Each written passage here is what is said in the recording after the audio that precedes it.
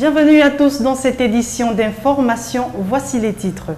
Nouvelle tension à la prison centrale de Libreville ce jeudi matin. On parle d'affrontements violents entre détenus et gardiens de prison. Les mauvaises conditions de détention seraient à l'origine de cet énième mouvement. Ils sont nombreux au Gabon à opter pour le port des lunettes, optiques ou fantaisie, un choix que beaucoup opèrent souvent sans avis médical. Les contours de ces comportements dans ce journal. Et puis Raphaël Dzamba, le nouveau président de l'association des entraîneurs et éducateurs de football du Gabon, vient de présenter sa nouvelle vision de la structure, un plan d'action qui redonnera à l'association ses lettres de noblesse. Mais tout d'abord, en bref et en images, cet accident de la circulation survenu ce jeudi en fin d'après-midi sur le boulevard du bord de mer à hauteur des résidences Floria, un Pajero gris roulant dans le sens lycée national Léomba, 3 quartiers, a violemment percuté un véhicule à usage de taxi roulant dans le sens résidence de l'ambassade de France aéroport. Bilan, une blessée et de gros dégâts matériels. Selon les témoignages, la vitesse et le refus de priorité seraient à l'origine de cet énième accident à cet endroit. La prison centrale était encore en ébullition ce jour. Les détenus de la prison de Libreville sont montés une fois de plus au créneau dès les premières heures de la journée, revendiquant l'amélioration de certaines conditions, une situation qui a tourné à l'affrontement entre les gardiens de prison et certains détenus considérés comme mineurs. Kenyongori, Frendongo était sur place. Portail fermé, agents de sécurité aux aguets. C'est la tension qui a régné ce matin à la maison d'arrêt de Libreville. C'est un moment d'humeur qui relève justement de la situation de tous les jours. De jubilé, il n'y a ni mort, ni évasion comme ça se dit. Donc c'est un moment d'humeur. Une nouvelle crise qui a attiré l'attention des autorités de tutelle, le ministre de la Justice notamment, qui a fait le déplacement de la prison centrale. La situation s'est apaisée après 3 heures d'échange avec les meneurs. Nous sommes dans une réforme de l'administration pénitentiaire inscrite dans le plan stratégique Gabon émergent. Et lorsqu'il y a des réformes, il y a des corrections et des améliorations à apporter. Et dans le cadre de ces corrections et ces améliorations, il peut y avoir des grincements de dents, des mécontentements. Les mécontents sont aujourd'hui les détenus. En dépit des multiples soubresauts intervenus ces temps-ci, le commandant en chef de cette unité rassure. C'est plutôt prometteur, mais de grâce, permettez-nous de regarder quelques mois pour que voir les choses se mettre en place. Donc, à travers ces réformes, les détenus sont en train de perdre certains privilèges. Donc une espèce de mafia qu'ils avaient installée. Et ces formes, cette pièce sont en train de casser tous ces mouvements. C'est tout simplement. Les conditions de détention sont l'une des causes des tensions à répétition au sein de ce milieu carcéral. Ajoute à cela ce que d'aucuns considèrent comme injustice et inégalité entre les détenus. La page santé de ce journal, d'après une enquête menée, près de 30% de la population gabonaise ont des problèmes de vue. La journée mondiale de la vue, qui se tient chaque octobre, met l'accent cette année sur la prévention de la cécité et l'amélioration de la vue. C'est un reportage de Sabrina Mpolo et Frendongo. Cataracte, myopie, rétinopathie diabétique sont entre autres les maladies qui peuvent affecter la vue et entraîner le port des lunettes, dans le pire des cas, perte totale de la vue. Déjà, il faut dire que c'est une journée particulière parce que parler de la vue, c'est quand même très important. Vu que sans la vue, on ne peut pas vaquer tranquillement à une occupation dans la journée. Donc, et déjà vu qu'au Gabon, il y a déjà quand même pas mal de porteurs de lunettes.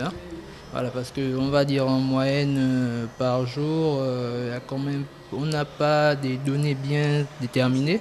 Voilà, donc du coup, nous remarquons quand même qu'il y a une augmentation.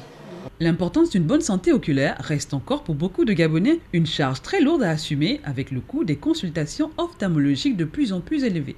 Ça coûte cher pour les personnes qui ne bénéficient pas d'une prise en charge.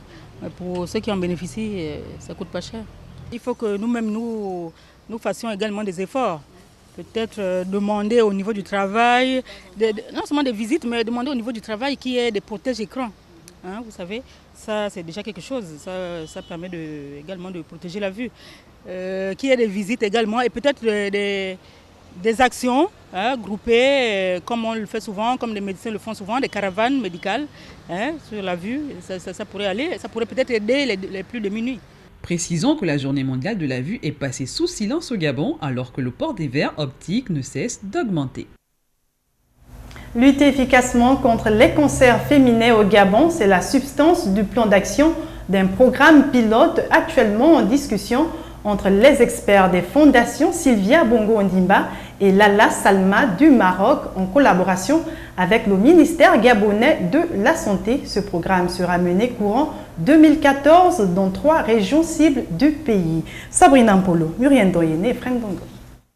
La détection précoce des cancers féminins en vue d'un meilleur suivi médical est le but visé par ce plan d'action qui entre dans le cadre du programme national de lutte contre les cancers féminins au Gabon. Durant cet atelier, il s'est agi de réfléchir sur des stratégies et un plan d'action détaillé pour mettre en œuvre de manière assez rapide ce plan d'action. La qualité des services qui seront offerts à l'intérieur de ce plan, notamment la standardisation, la formation des agents qui vont avoir à acter au cours de ces détections précoces et le système d'information. Libreville et Ovando, Estuaire-Est, le Goué et Vindo sont les 3 régions pilotes qui ont été ciblées pour le démarrage de ce programme. Les prochaines rencontres, en fait, formation des formateurs, ensuite à l'équipement des centres, faire ces détections. En fait, nous entendons un dépistage massif de populations ciblées, les femmes, le cancer du sein et le cancer du col. Ce dépistage sera pyramide sanitaire, que sont les centres 8. Le diagnostic sera fait au niveau des hôpitaux régionaux et des hôpitaux tertiaires, c'est-à-dire le centre hospitalo-universitaire et l'hôpital d'instruction des armées. Au Gabon, les cancers de l'utérus représentent 14,6% et se situent au 3e rang des cancers gynécologiques après les cancers du col utérien, 50,8% et du sein, 22,6%. En sport, quelques jours seulement après son élection à la tête de l'Association des entraîneurs et éducateurs de football du Gabon, Raphaël Nzamba a déjà fixé le cap pour une structure dynamique avec laquelle il faudra plus que jamais compter. Retrouvons les grands axes de sa feuille de route dans ce reportage de Mamadou Nyang et Fred Dongo. Élu à la tête de l'Association des entraîneurs et éducateurs de football du Gabon, Raphaël Nzamba prend les commandes d'une association en léthargie. L'association qui est pratiquement née depuis 1993 n'a pas fonctionné comme cela se devait. Nous trouvons une association encore vierge alors que on va dire que nous sommes l'une des premières associations en matière de sport. Mais nous nous trouvons actuellement la dernière. L'objectif ici, c'est de pouvoir essayer de retrouver la place qui doit être la nôtre. Mettre en place des textes et favoriser la promotion des entraîneurs figure en bonne place au plan programme de la nouvelle équipe. La reconnaissance de l'association au niveau du ministère de l'Intérieur, ce qui a commencé pratiquement à se faire. Et puis, je crois qu'il y a aussi que nous avons besoin d'essayer de toiletter nos tests, avoir un fichier de tous les entraîneurs et éducateurs, savoir les grades des uns et des autres pour essayer de faciliter, n'est-ce pas, le passage de grade de ceux qui sont au premier degré, en deuxième degré, de ceux qui sont au deuxième degré, au troisième degré, ceux qui sont au troisième degré, pour qu'ils soient instructeurs, essayer vraiment de chercher à promouvoir l'entraîneur éducateur. La nouvelle équipe dirigeante de l'Association des entraîneurs et éducateurs de football du Gabon entend jouer pleinement son rôle pour le développement du football national. Toujours en sport, pour une bonne santé, il est conseillé de faire beaucoup de sport, une logique que Maître Monfumbi Mombo Wapacha a bien compris. C'est pourquoi il met en place un gymnase pour la mise en forme avec des cours d'hiver conduits par des professionnels. Douglas Tonton, Justin Bitek.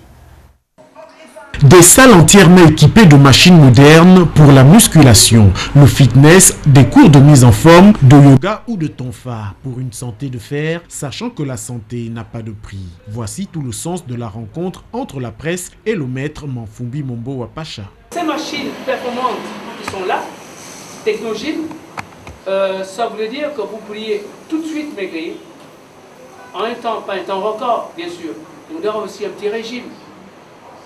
Ça voulait dire aussi que vous voulez aussi perdre de poids. Ça voulait dire aussi que vous voulez aussi grossir. Ça voulait dire aussi que vous voulez aussi rajeunir. Parce que le sport permet de lutter contre les problèmes d'obésité, d'hypertension artérielle, de diabète, de goutte, de stress ou de vieillissement, que cet espace a été construit et mis à la disposition du plus grand nombre à un coût dérisoire. La moins chère du monde.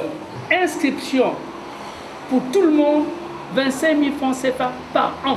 Et quand on divise 25 000 francs CFA par an, j'en reviens, ça voudrait dire que vous payez seulement 37 francs CFA.